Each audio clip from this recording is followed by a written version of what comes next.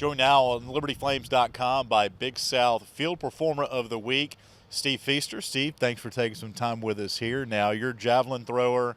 I think everybody that's watching this video at one point in time growing up either pretended in the backyard they could be a javelin thrower, taking a stick, maybe a plastic baseball bat. When did you first realize, hey, I might be able to do something with this? Well, in high school, I was primarily a football and baseball player, actually.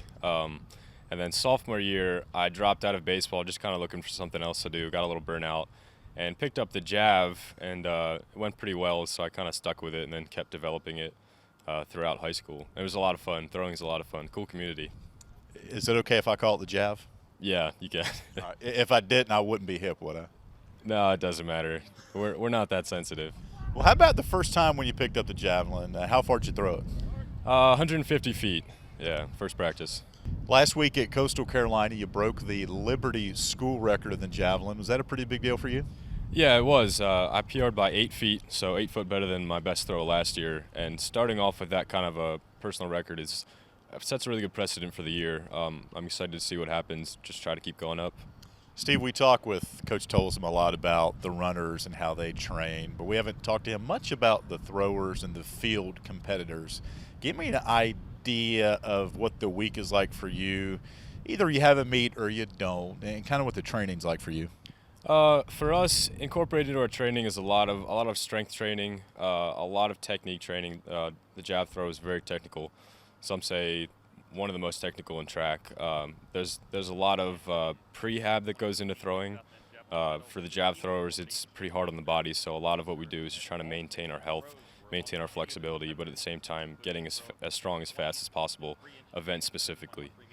A lot of people might think that, okay, Steve only trains his upper body because he's a thrower, but I would imagine the hips, the legs, those types of things, and lifts maybe can help you throw it farther. Yeah, speed is a big aspect in throwing, especially the jav. I recently cut down weight a little bit and actually stopped lifting upper body for the most part in order to get a little bit quicker and have a little bit more range of motion.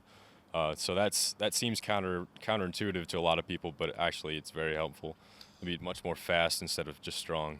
I've been on this campus 6 years, Steve, and I told you before we went on air, this is probably one of the more intriguing interviews I've done. A lot of layers to your story. 3 years ago, you had Tommy John surgery, and at that point in time, did you think maybe the career might be over? I did, yeah. For a long time, I wasn't sure if I'd ever be able to pick up a jav and throw it anywhere close to 70 meters just because of the instability in your arm. But the surgery went really well. The rehab went pretty well. And after 3 years, it feels more solid than it ever has. So I'm really thankful for that, and I'm hoping that I can hold up for a year or two more. How about the recuperation from that, and even now? Do you even think about the injury, and are some days more sore than others? Yeah, I think anyone that's gone through a major surgery like that, your body's never going to completely forget about it. So I still have to watch my volume of throws, watch my throw count, watch my training, and keep up my flexibility a lot to kind of ease the stress off of the joint. And everyone that's gone through Tommy John, I think, will still have to keep in mind the injury a little bit. But at the same time, having Tommy John has taught me a lot about technique and how to throw the jab right, which is actually translated into a little bit more distance for me. So I think overall it was a good experience and good growing experience for me.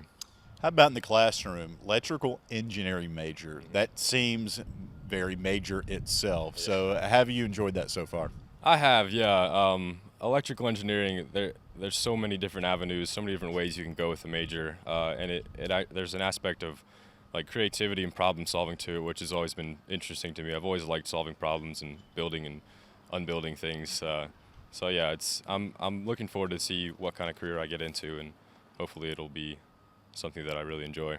All right, coming up after we tape this, you've got the meet coming up at Winthrop, and then after that, after this runs on LibertyFlames.com, you'll be heading down to Texas. And obviously, that's a meet where you'll compete against some of the best in the country. But as far as traveling and getting to see other parts of the country, how neat is that for you?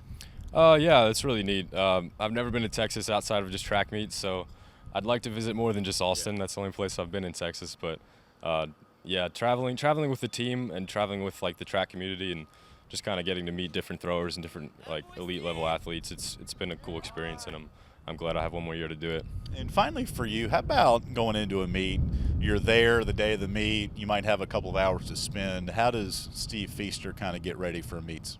There's a pretty long process for me to warm up to get ready for meets, mostly just because you have to have such a mental focus to actually have a good day in jab. So mostly I try not to think about the event too much, try not to psych myself out, maybe read a book or something, but I make sure I have about an hour and a half process of getting my body prepped for throwing. So I make sure that I hit all my different exercises and points what I'm trying to hit before I throw. All right, we know the moniker for the javelin is the jab. How about Steve Feister? What's your teammates call you? They just call me Steve. Okay. Yeah, nothing too special. Pretty good for me. All right, yeah. Steve, we appreciate the time. Have a great time coming up in Texas, all right? Thank you. It's Steve Feister, the best javelin thrower in the area, no doubt, probably could be down the road in the country. We know he is a Liberty Flames record holder in the javelin. For Steve Feister, I'm Alan York for LibertyFlames.com.